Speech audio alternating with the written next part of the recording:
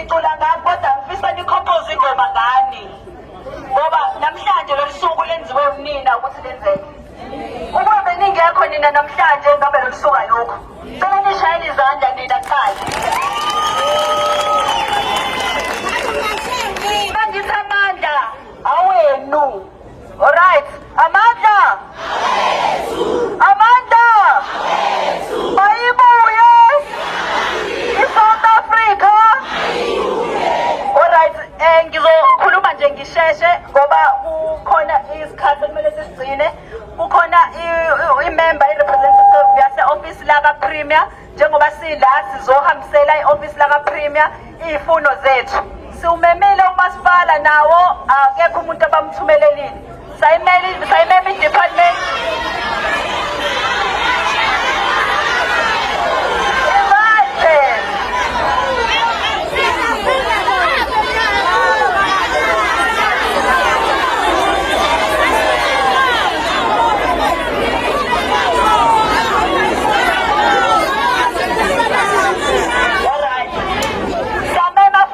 Department yaka Home Affairs nabo futhi abafikanga.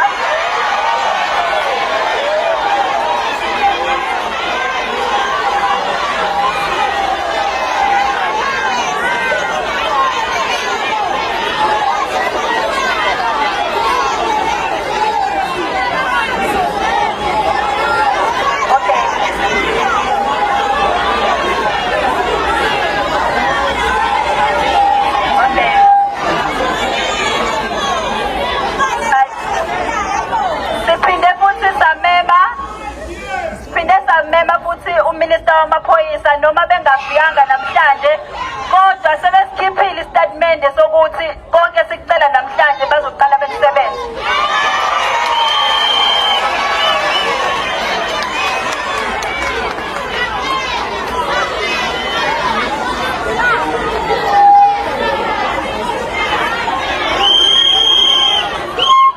Okay, ngithi angisho nje ukuthi njengoba nibaningi kanje namhlanje nihlanganise ukuthi nibone izinto zenzeka la eSouth Africa. La eThekwini siyibonile. Nawo amabhilidi ade siwadlula. Mangaka amabhilidi kufanele ngabe abantu base-South Africa kodwa sicela abantu bangaphandle. Ningaki iy'tolo esiyibonayo esey'phethwe abantu bangaphandle. Mangaka amaphara esesiwadlula emgwaqeni ngoba edla ama-drugs aphuma ngaphandle. Bangaka abantu abahleli bangasebenzi namhlanje ngenxa yokuthi imisebenzi ayikho athathwa abantu bangaphandle.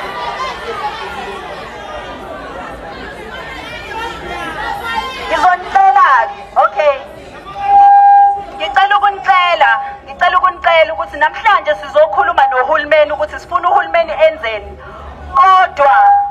Kodwa asigcini ngohulumeni. Nani. Yekani ukuthenga kulabantu. Ngaki ingane eyishonile ibulawa ukudla kwamaspaza shop. Kodwa nisaqhubeka nithenga kubona.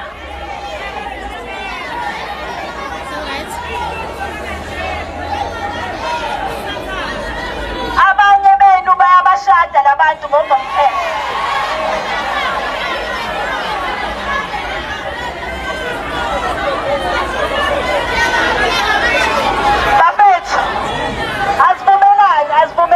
Asivumelani ukuthi ngokosiko umuntu mayeshada uyalashadele khona.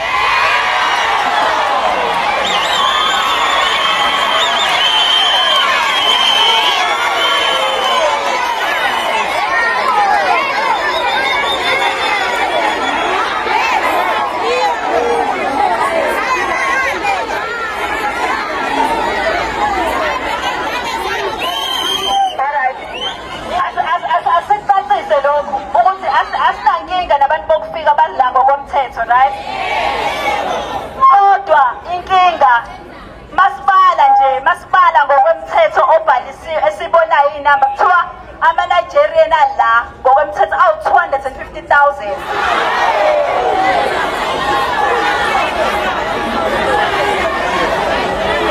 Niyakholwa nina ukuthi bawu-250,000?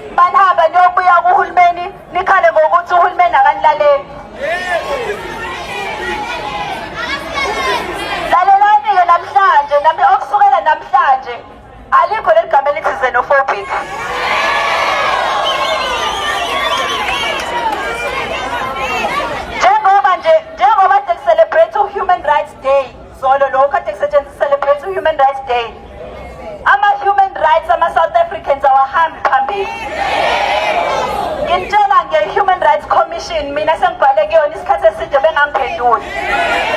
Kodwa mangingabhala umuntu wangaphandle namhlanje athi umuntu wangaphandle uphuzu lo muntu wase-South Africa bazoyisukumela phezulu leyo nto. Asiwabuzeke lama-organization abo ukuthi kanti umsebenzi wabo yini.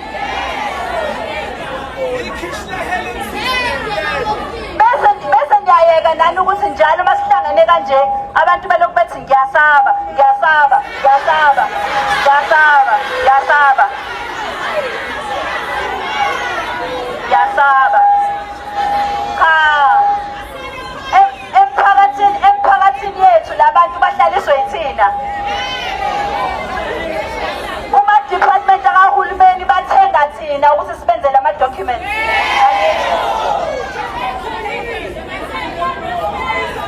Njengamanje sekuyisikhathi sokuthi sime bese sithi cha ngeke siphinde siyivume leyo nto.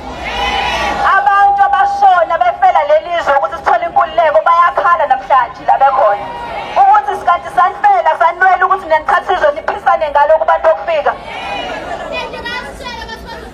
Angeke balithathe lelizwe sisakhona. Usani ukuba magwala.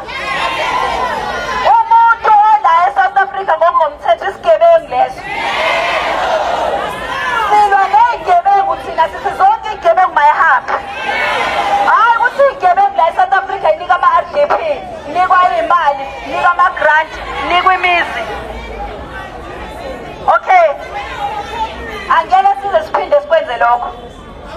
Bese futhi enye into engizoyisho ukuthi namhlanje ngoba sila asilona i-political party la ngoba sila. Sizonitshela ngamunye ngamunye simase nivota anivote kahle phela nani. Votani kahle. Ningavoteli abantu ngoba lapho bekunika isinkwa. Isinkwa sanamhlanje sicabange phela la ukuthi sizosisiza yini kusasa. Iy'ngane zakho mayishona uzothi wenzani wena. Kukhona amaqembu amapolitiki akhona la. Ngizobanika ithuba ngoba ngifuna bachaze ukuthi bona yini abayenzayo ngalento. Asisizi ukuthi bamashe nathi kodwa bona besho bengasho lutho ngalento ama-illegal immigrants.